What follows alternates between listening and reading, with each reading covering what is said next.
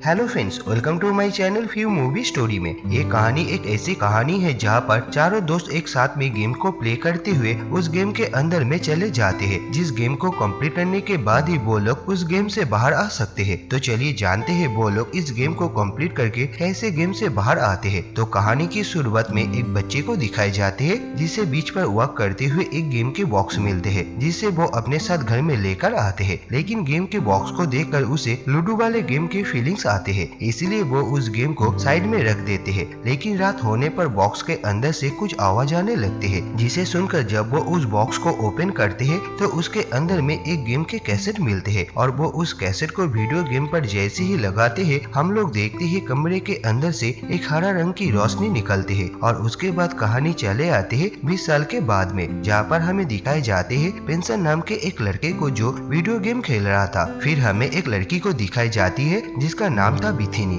दूसरी तरफ पेंसर अपने एक दोस्त के साथ में मिलने के लिए जाते हैं जिसका नाम है फ्राइड, जो अपने कॉलेज की प्रोजेक्ट पेंसर से करवाते हैं, जिसके बारे में प्रिंसिपल को पता चल जाते हैं। इसलिए उन दोनों को प्रिंसिपल पनिशमेंट देते हैं। और दूसरी तरफ कॉलेज के क्लास में बैठकर बिथिनी वीडियो कॉल पर बातें करते हैं, इसीलिए कॉलेज टीचर उसे भी पनिशमेंट देती है। कॉलेज में और एक लड़की होती है जिसका नाम है मार्था, जो अपने गेम टीचर से बहस कर लेती है, इसीलिए उसे भी पनिशमेंट मिलते हैं। और इन चारों को एक साथ में कॉलेज के प्रिंसिपल एक रूम में ले जाकर उन लोगों को पुराने मैगजीन से स्टेपलर पिन हटाने की पनिशमेंट देते हैं। इसी रूम में फ्राइड को एक पुराना वीडियो गेम मिलते हैं, जिस वीडियो गेम को पेंसर और फ्राइड एक टीवी के साथ में कनेक्ट करके स्टार्ट करते हैं, जहाँ पर उन दोनों को कैरेक्टर चुनने की ऑप्शन आते हैं। वो दोनों अपने कैरेक्टर चूज करते हैं, पर वो गेम प्ले नहीं होते हैं, इसलिए वो बिथिनी और मार्था को गेम खेलने के लिए बुलाते हैं और वो दोनों भी अपने कैरेक्टर को चुन लेती है। और गेम प्ले होते ही वो चारों के चारों उस गेम के अंदर में चले जाते हैं, यानी कि वो चारों पहुंच गए थे जुमांजी गेम के अंदर में। और गेम के अंदर में हम लोगों को सबसे पहले दिखाए जाते हैं बेस्टोन को, जो होते हैं पेंसर, और इसके बाद फ्रैंकिंग को दिखाए जाते हैं जो होते हैं फ्राइड, और उसके पीछे में ही रहती है रूबी जो होती है मार्था। और अब यहाँ पर आ जाते हैं प्रोफेसर सैली जो होते हैं बिथिनी। अब ये चारों के चारों एक दूसरे को देखकर बहुत ही हैरान हो जाते हैं और बिथिनी खुद के चेहरे को देखने के लिए नदी के सामने में आते हैं। और तभी वहाँ पर एक रेनोसरस आकर उसे खा लेते हैं, जिसे देखकर सभी बहुत ही डर जाते हैं। कुछ टाइम के बाद फिर से आसमान से बिथिनी आकर गिरते हैं, जिसके बाद उन लोगों को और एक रेनेसरस देखने को मिलते हैं, जिसे देखकर वो लोग वहाँ से भागते हुए एंजल के पास में चले आते हैं, जो गेम के एक एनपीसी कैरेक्टर होते हैं, जो सबको अपने कार में बैठा कर लेकर जाते हैं और सबको वेलकम करते हैं जुमांजी गेम में, जहाँ पर वो सबको गेम के बारे में बताते हुए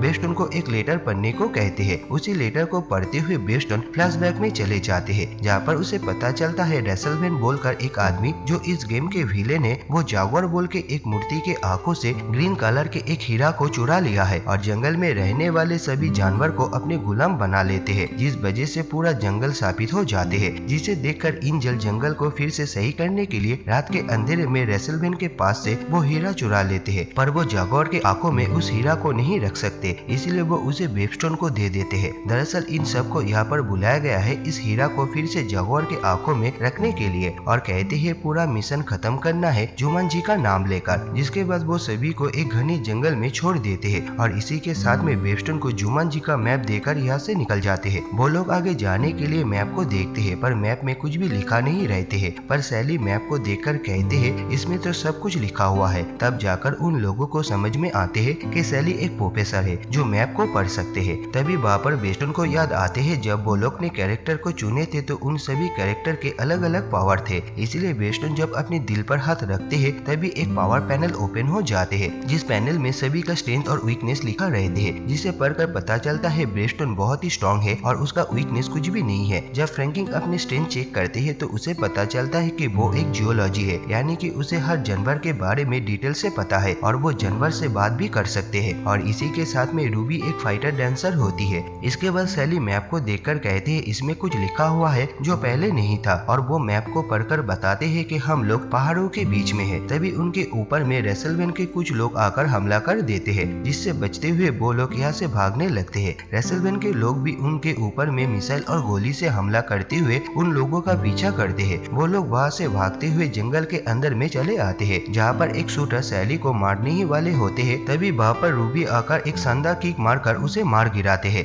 दूसरी तरफ बेस्टोन फ्रैंकिंग को अपने कंधे पर उठाकर भागने लगते हैं और भागते भागते सभी लोग एक झरने के सामने में चले आते हैं जहाँ से आगे जाने के रास्ते नहीं होते हैं। इसीलिए वो चारों के चारों एक एक करके झरने के अंदर में कूद जाते हैं और पानी से बाहर आकर रूबी को पता चलता है कि उसे एक गोली लगा है और उसे इससे पहले कुछ समझ में आते वो गायब हो जाते हैं। लेकिन कुछ समय के बाद वो फिर से आसमान से गिरते हैं। तभी उन लोगों को पता चलता है इस गेम में वो लोग सिर्फ 3 टाइम्स ही मर सकते हैं और हाथ में जो ब्लैक कलर के टैटू है वो उन लोगों के लाइफलाइन की साइन है। अब सैली मैप को देखकर कहते ही हम लोगों को एक गाँव के बाजार में जाना है जहाँ पर हमें एक लड़का मिलेगा। जिसके बाद सभी लोग बाजार में जाने के लिए निकल पड़ते हैं। रास्ते में जाते हुए वेस्टर्न और फ्रैंकिंग के बीच में बहस शुरू हो जाते हैं इस गेम को लेकर और फ्रैंकिंग इन सब कुछ के लिए वेस्टर्न को कसूरवार ठहराते हुए कहते हैं तुमको ये गेम खेलना ही नहीं चाहिए था। जिसे सुनकर वेस्टर्न गुस्से हो जाते हैं और कहते हैं तुम चुप हो जाओ नहीं तो मैं तुम्हें मारकर तुम्हारी मुंह तोड़ दूंगा। इस बात से फ्रैंकिंग गुस्से में आकर वेस्टर्न को पहाड़ से धक्का देकर नीचे गिरा देते हैं जिससे वेस्टर्न की एक लाइफ कम हो जाती है। पर कुछ समय के बाद वेस्टर्न वापस चले आते हैं और आकर कहते हैं हम लोगों को एक दूसरे के साथ में लड़कर अपनी लाइफ खत्म नहीं कर सकते।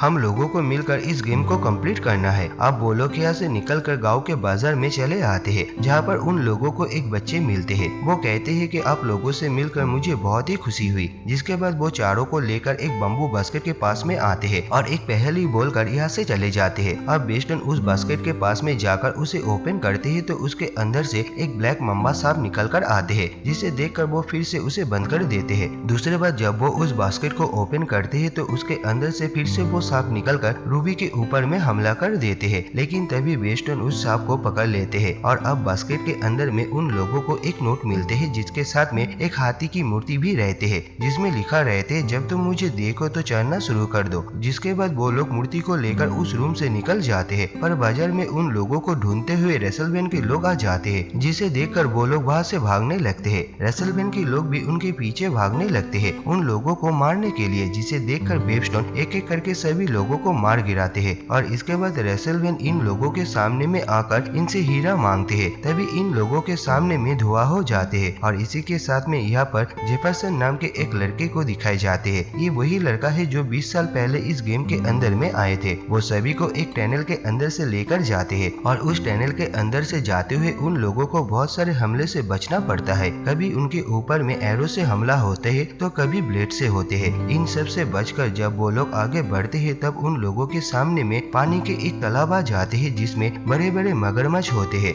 जिसे सभी लोग किसी तरह से पार करके टनल से बाहर निकलकर जंगल में पहुंच जाते हैं। जिसके बाद जेफरसन सभी को लेकर अपने घर में चले आते हैं जहां पर उन लोगों को जेफरसन से पता चलता है जागौर तक जाने के लिए उन लोगों को ट्रांसपोर्ट सेट पार करना होगा। दरअसल वो इस गेम के दूसरे लेवल है इसलिए वो पांचों मिलकर जंगल के रास्ते से होते हुए वहाँ पर पहुँच जाते हैं। वहाँ पर 2 गार्ड रहते हैं। उन गार्ड के ध्यान भटकाने के लिए रूबी उनके पास में जाकर उनके साथ में डांस करती है। दूसरी तरफ चारों मिलकर पीछे से होते हुए सेट के अंदर में चले आते हैं जहाँ पर बहुत सारे बाइक और हेलीकॉप्टर भी रहते हैं और दूसरी तरफ रूबी डांस करते हुए उन लोगों के ऊपर में हमला करके उन्हें बेहोश कर देती है। जिसके बाद वो भी सेट के अंदर में चले आते हैं। दूसरी तरफ मेसलवेन के लोग भी यहाँ पर आने लगते हैं जिसे देखकर फ्रैंकिंग जेफरसन को हेलीकॉप्टर चलाने को कहते हैं पर जेफरसन चलाने से मना कर देते हैं। पर जब सभी लोग कहते हैं तो वो मान जाते हैं और सब हेलीकॉप्टर में चढ़कर यहाँ से निकल जाते हैं। रेसलवेन के लोग भी यहाँ पर आकर हेलीकॉप्टर के ऊपर में हमला करते हैं और उस हमले में हेलीकॉप्टर के पंखे के कलेक्टिव टूट जाते हैं जिस वजह से हेलीकॉप्टर एक खाई के बीच में पहुंच जाते हैं। कलेक्टिव टूटने के वजह से हेलीकॉप्टर ऊपर नहीं उठ पा रहा था और इसी के साथ में उनके पीछे में बहुत बड़े बड़े गंडर भी पड़ जाते हैं जिसे देखकर जेफरसन वेस्टन को कहते हैं तुम्हें ऊपर में जाकर कलेक्टिव को पंखे के साथ में फिक्स करना पड़ेगा। जिसे सुनकर वो हेलीकॉप्टर से बाहर निकलकर किसी तरह से कलेक्टिव को पंखे के साथ में फिक्स कर देते हैं। फिक्स होते ही जेफरसन हेलीकॉप्टर को ऊपर लेकर आते हैं लेकिन फ्रैंकिंग के बैग के अंदर से हीरे नीचे गिर जाते हैं जिसे देखकर वो कहते हैं कि हम लोगों को हीरा लाने के लिए वापस जाना पड़ेगा। और अब जब वो लोग वहाँ पर आते हैं तो देखते हैं सभी गंडर उस हीरा को घिर कर घूम रही है जिसे देखकर वेस्टर्न फ्रैंकिंग को हेलीकॉप्टर से नीचे गिरा देते हैं और सभी गंडर उसे देखकर उसके पीछे भागने लगते हैं। इसी मौके का फायदा उठाकर वेस्टर्न हीरा को हासिल कर लेते हैं। हालांकि फ्रैंकिंग यहाँ पर मारे जाते हैं इसीलिए वेस्टर्न जेफरसन को कहते हैं जब मैं बोलूं हेलीकॉप्टर को 90 डिग्री एंगल पर झुका लेना। और कुछ समय के बाद फ्रैंकिंग जब आसमान से गिरते हैं तभी हेलीकॉप्टर को वेवस्टोन झुकाने के लिए कहते हैं और फ्रैंकिन को पकड़ लेते हैं। जिसके बाद सभी हेलीकॉप्टर में बैठकर एक पहाड़ के ऊपर में आकर लैंड करते हैं। पर तभी वहाँ पर हम लोग देखते हैं जेफरसन को एक मच्छर काट लेते हैं, जिसके वजह से वो बेहोश हो जाते हैं। तभी सैली उसके पास में आकर उसे होश में लाने की कोशिश करते हैं और अपने एक लाइफ उसके साथ में शेयर कर लेती है, जिससे वो होश में आ जाते हैं। अब सभी लोग यहाँ से निकलकर जंगल से होते हुए जागुआर की मूर्ति के सामने में चले आते हैं, जिस मूर्ति के आँख में हीरा को लगाना है। पर मूर्ति तक जाते जाते रात हो जाते हैं, जहाँ पर जाकर उन लोगों को पता चलता है मूर्ति तक जाना इतना आसान नहीं है। दरअसल उस मूर्ति तक जाने के रास्ते बहुत ही खतरनाक होते हैं, इसलिए वेवस्टोन अकेले ही आगे जाने की फैसला करते हैं। पर कुछ दूर जाने के बाद एक जागुआर आकर उसे मार डालते हैं। इसके बाद जब वो जिंदा होकर वापस आते हैं तब वो कहते हैं कि हम लोग इस तरह से आगे नहीं जा सकते हैं, हम सभी को अलग अलग जाना पड़ेगा। और वेवस्टोन फ्रैंकिन के पास से